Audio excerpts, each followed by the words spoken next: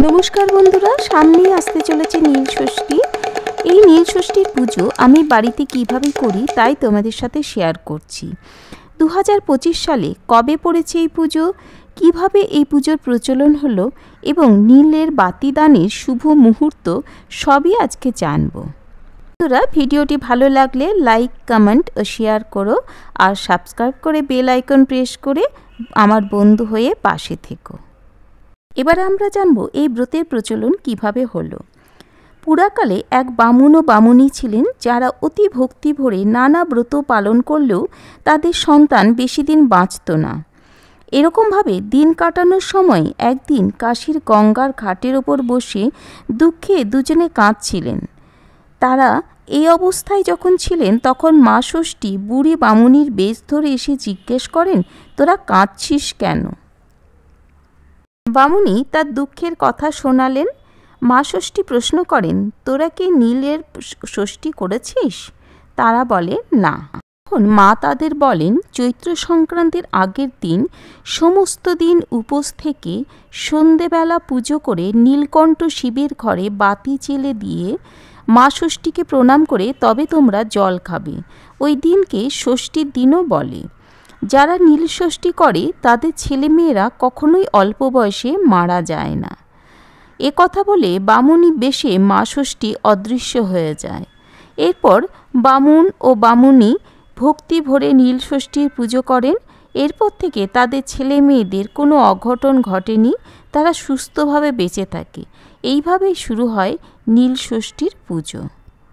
সাধারণত চৈত্র সংক্রান্তির আগে অর্থাৎ কিনা চড়ক উৎসবের আগের দিন নীল পুজো পালিত হয়। এই বছর 13ই এপ্রিল অর্থাৎ 30শে চৈত্র রবিবার পড়েছে এই নীল ষষ্ঠী। এই দিন প্রতিপদ তিথি থাকছে অহোরাত্র। নীল ষষ্ঠীর পুজোতে একটু আলপনা দিয়ে নিলাম আর ফুল দিয়ে বাবার অতি প্রিয় সাদা এবং নীল রঙের অপরাজিতা ফুল দিয়ে আসনটি এবং আলপনার চারিদিকটা একটু সাজিয়ে নিলাম।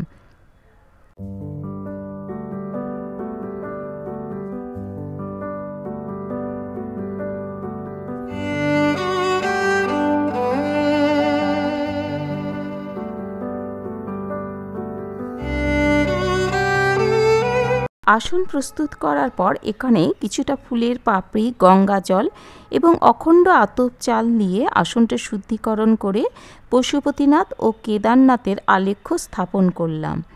ধূপ ও দীপ জ্বালিয়ে দিলাম এবং ধূপ দীপ জ্বালিয়ে অগ্নিদেবতাকে আহ্বান করার সাথে সাথে একটু পুষ্প নিবেদনও করলাম।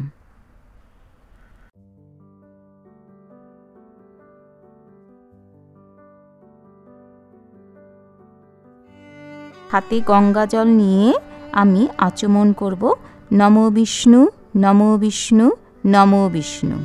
হাতে একটু জল নিয়ে আমি হাতটা ধুয়ে নিলাম।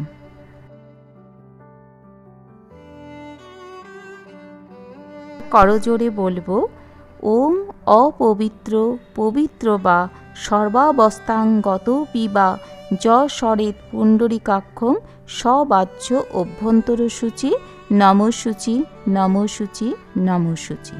যে পাত্রে বাবাকে বসাবো সেখানে আমি সাদা চন্দন দিয়ে ওং লিখে নিলাম এবং একটা বেলপাতার ওপর চন্দন সহযোগে বেলপাতাটা স্থাপন করলাম, তার উপরে বাবাকে স্থাপন করলাম। পশুপতিনাথ থেকে যে স্ফটিকে শিবলিঙ্গটা এনেছি সেটাও এখানে স্থাপন করলাম আর নন্দীরা মহারাজ এবং ত্রিশূলও এখানে রাখলাম। এবার একটু ভস্য দিয়ে বাবার গায়ে প্রলেপ দিলাম।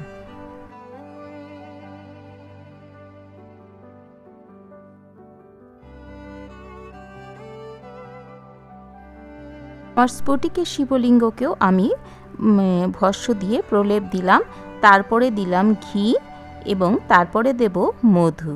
এইভাবে বাবাকে মধু, ঘি এবং ভস্যের প্রলেপ দিয়ে বাবাকে প্রস্তুত করলাম।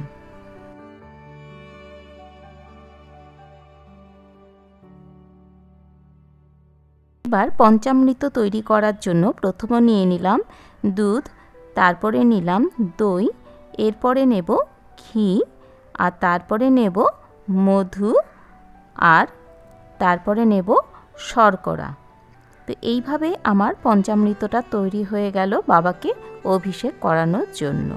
তো তৈরি হয়ে যাবার পরে ভালো করে আমি পঞ্চামৃতটা গুলে নিলাম। পঞ্চামৃত দিয়ে বাবাকে আমি অভিষেক করাচ্ছি। ওম নমঃ শিবায়, ওম নমঃ শিবায়, ওম নমঃ শিবায়, ওম নমঃ শিবায়, ওম নমঃ শিবায়, ওম নমঃ শিবায়, ওম নমঃ শিবায়, ওম নমঃ শিবায়। তারপরে পঞ্চামৃত দিয়ে অভিষেক করানোর পর শুদ্ধ জল দিয়ে বাবাকে আবারও আমি অভিষেক করালাম।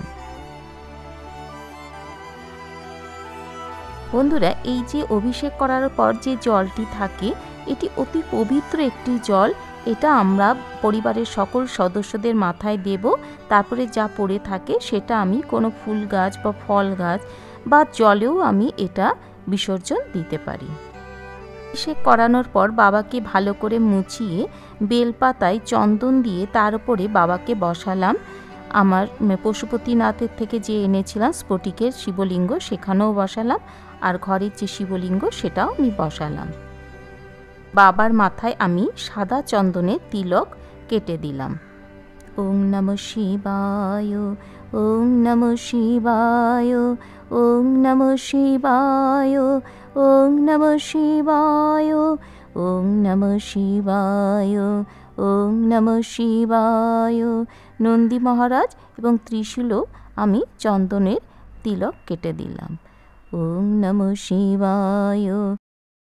বাবার মাথায় আমি পৈতে নিবেদন করলাম, একটা পৈতে নিবেদন করলাম, তারপর আরেকটা শিবলিঙ্গে আরেকটা পৈতে নিবেদন করলাম।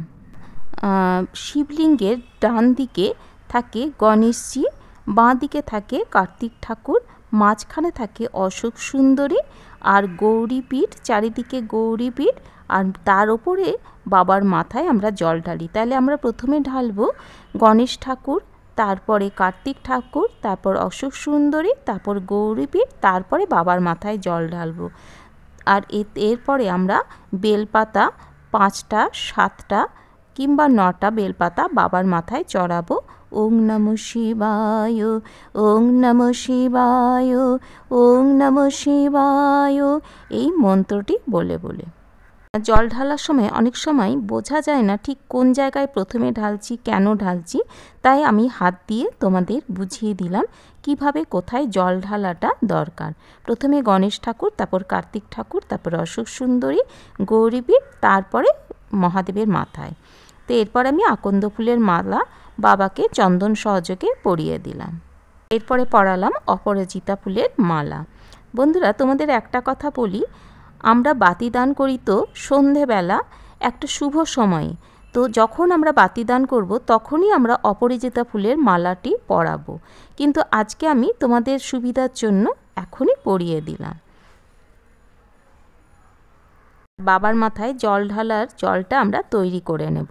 প্রথমে আমি দিলাম দুধ, তারপরে দেব গঙ্গা জল, তারপরে দেব গোলাপ জল, তারপরে আগারু এবং কিছু ফুলের পাপড়ি, আর দেব হচ্ছে সিদ্ধি। এই দিয়ে আমি বাবার মাথায় জল ঢালব।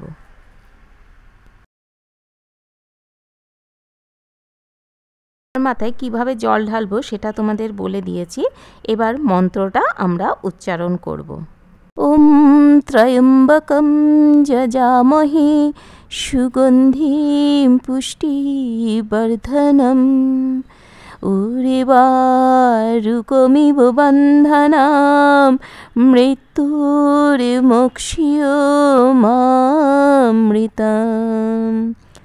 ওম ত্রয়ম্বকম যজামহে সুগন্ধিম পুষ্টিবর্ধনম উর্বারুকমিব বন্ধনাম মৃত্যুর্মোক্ষীয়মামৃতম।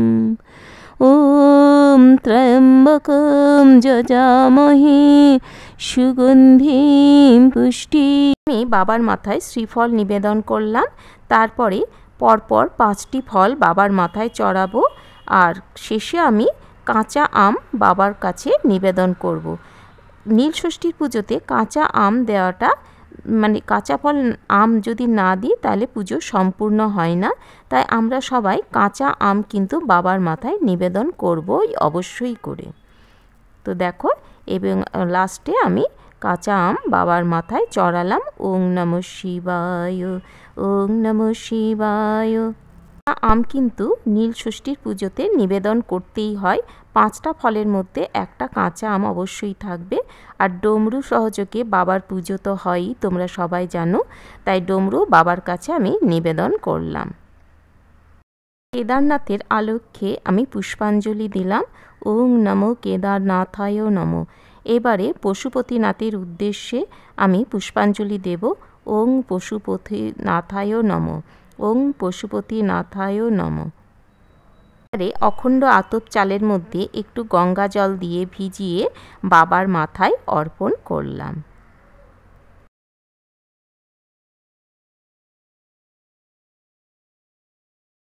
মাথায় আমি বাতাসা নিবেদন করলাম আর তারপরে আমি বাবার মাথায় মিষ্টান্ন নিবেদন করলাম। এরপরে আমি বাবার মাথায় 16 আনা নিবেদন করলাম। গাজা কোলকে আমি বাবার কাছে রাখলাম। ওং নমঃ শিবায়, ওং নমঃ শিবায়, ওং নমঃ। সন্তানের মঙ্গল কামনায় এবছর নীলের ঘরে বাতিদানের সবথেকে শুভ সময় হলো সন্ধে 6:49 থেকে সন্ধে 7:33 পর্যন্ত। আর যে কটা সন্তান তাদের নাম ও গোত্র বলে সে কটা বাতি বাবার উদ্দেশ্যে নিবেদন করতে হয়। একটি সন্তান, তাই আমি একটি প্রদীপ এখানে প্রজ্বলিত করলাম। আর নীল ষষ্ঠীর প্রণাম মন্ত্র বলবো।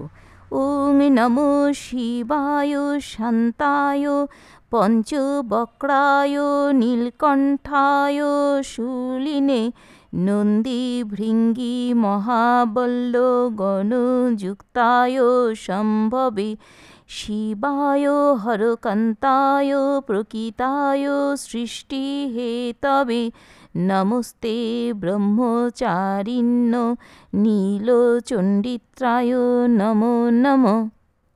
এবারে নীলচণ্ডিকার উদ্দেশ্যে মন্ত্র। ওং হ্রিং এতে গন্ধপুষ্পে নীলচণ্ডিকায় নমো নমঃ। মা ষষ্ঠীর উদ্দেশ্যে ওং এতে গন্ধপুষ্পে ষষ্ঠী দেব্যায় নমো নমঃ। এবারে নীলকণ্ঠের উদ্দেশ্যে পুষ্পাঞ্জলি। ওং নমো শিবায় এষ সচন্দন পুষ্প বিল্ল পত্রাঞ্জলি নমো নীলকণ্ঠায় নমঃ। এইভাবে 3 বার বাবার পুষ্পাঞ্জলি দিতে হবে। ওং নমো শিবায় এষ সচন্দন পুষ্প বিল্ল পত্রাঞ্জলি নমো নীলকণ্ঠায় নমঃ।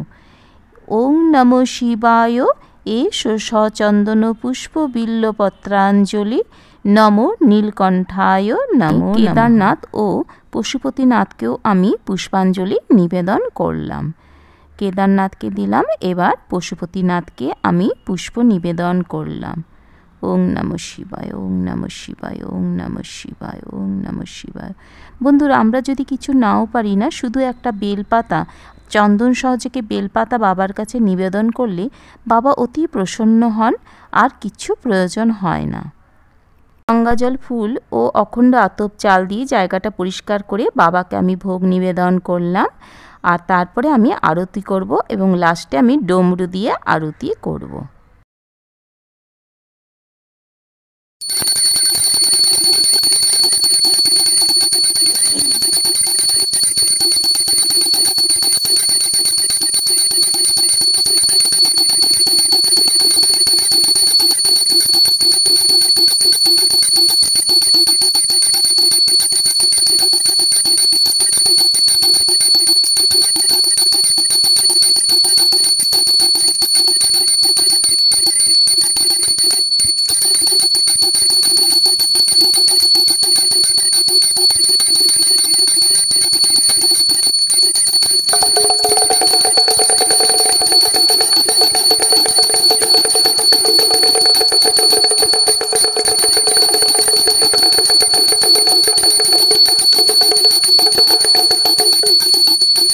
বন্ধুরা, এইভাবেই আমি নীলষষ্ঠীর পুজো নিজের মতো করে বাড়িতে করে থাকি।